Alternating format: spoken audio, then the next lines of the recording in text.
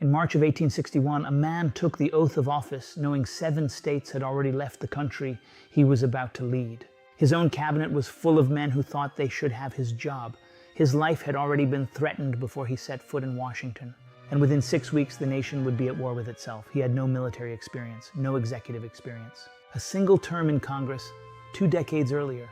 By every conventional measure, he was the least qualified man in the room.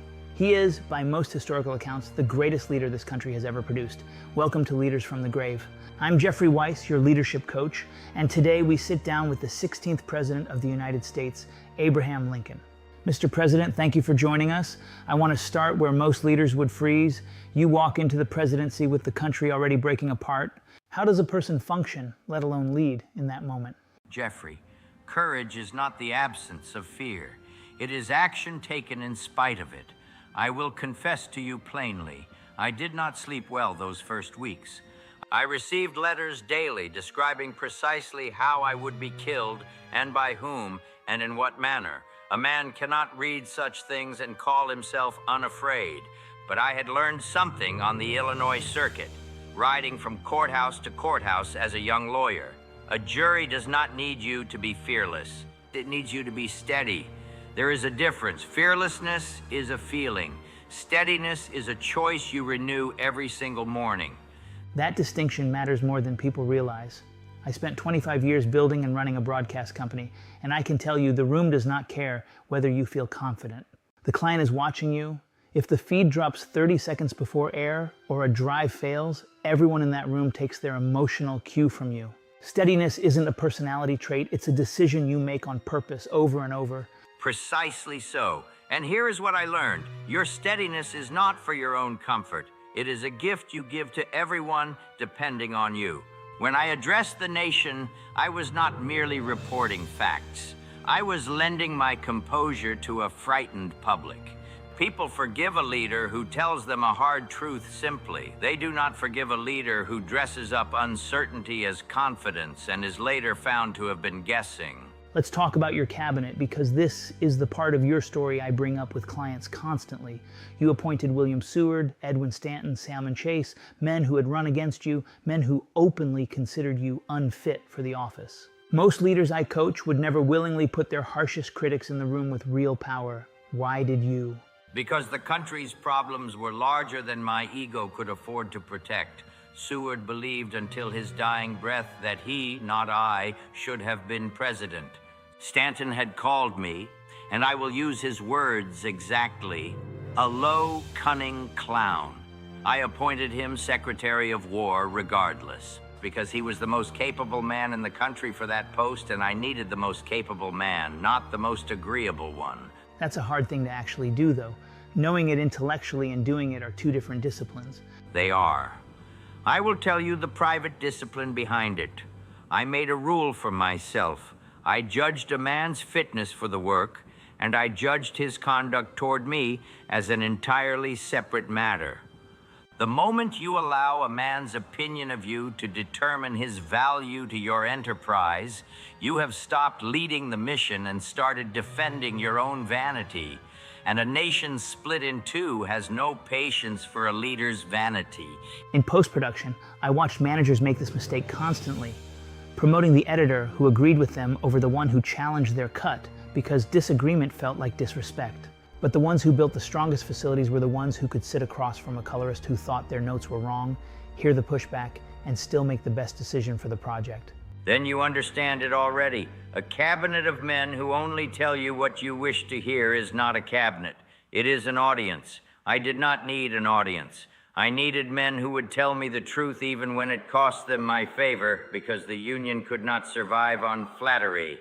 I want to bring up something less well known, your habit of writing what you called hot letters. Explain that to people who haven't heard the story. When a man wronged me, or when a general's failure enraged me, and General Meade's failure to pursue Lee after Gettysburg enraged me greatly, I would sit and write him the full and furious letter that my temper demanded. Every grievance, every accusation.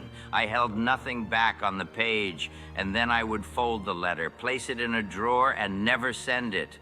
Why write it at all if you weren't going to send it? Because the anger required somewhere to go, and paper is a patient audience.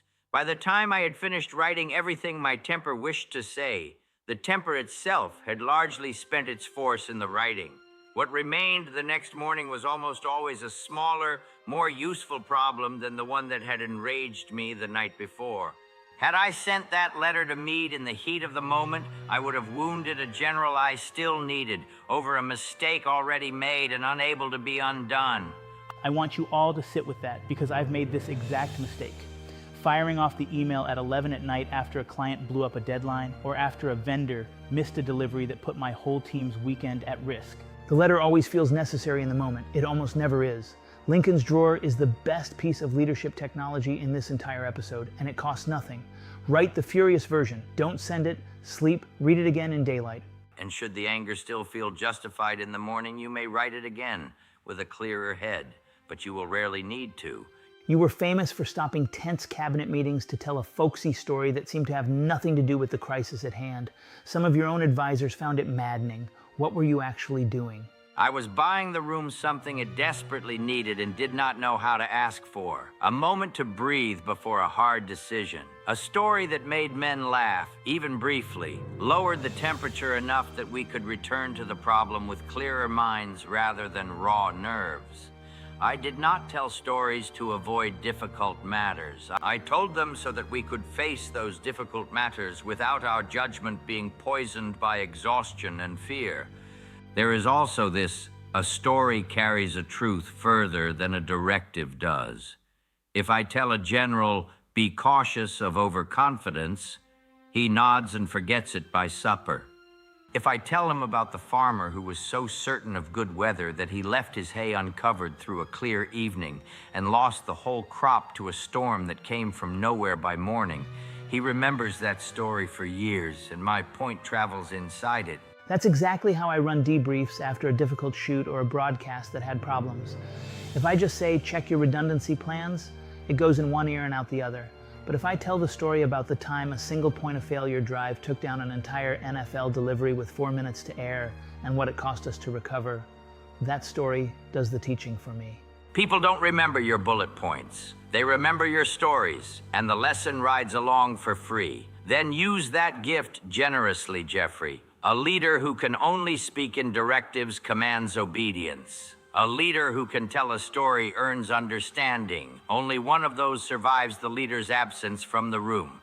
Mr. President, we're near the end of our time. If you had one piece of advice for a leader today, running a company or a team of 5 people in an edit bay, what would it be? Nearly all men can withstand adversity. If you wish to truly test a man's character, give him power instead, and watch what he does with it. Leadership is not your title, nor the size of your office. It is what you choose to do with whatever power you have been given.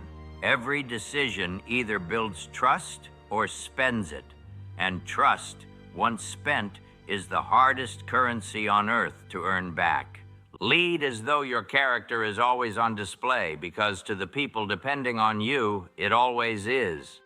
Abraham Lincoln, 16th President of the United States, thank you for your wisdom, your humor, and the most remarkable example of leadership under impossible circumstance this country has ever seen. Thank you, Jeffrey. And remember, whatever you are, be a good one.